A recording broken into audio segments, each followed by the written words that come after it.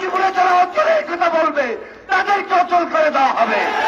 আজকে যে কারণে দক্ষিণ তেমুনি থেকে উত্তর তেমুনি পর্যন্ত স্লোগান দেয় 1 ঘন্টা নাকি অচল করে দিব লক্ষ্মীপুর।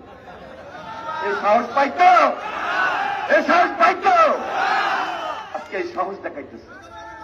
এই লক্ষ্মীপুরকে অচল করে দিবেন। এই লক্ষ্মীপুরটাকে আমরা গড়েছি, লক্ষ্মীপুরটাকে আমরা লালন করি, পালন করি।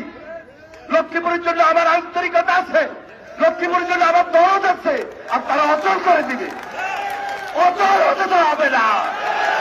লক্ষ্মীপুরে যারা অচলে কথা বলবে তাদেরকে অচল করে দেওয়া হবে। আমরা জিয়ার সৈনিক, আমরা চ্যালেঞ্জ দিতে জানি, আমরা ওই হুঁশিয়ারকে ভয় পাই না। আজকে যিনি বলেন লক্ষ্মীপুরকে অচল করে দিবেন, তিনি নাকি লক্ষ্মীপুরে পৌর নির্বাচন করবেন, তিনি লক্ষ্মীপুরে পৌর নির্বাচন করবেন।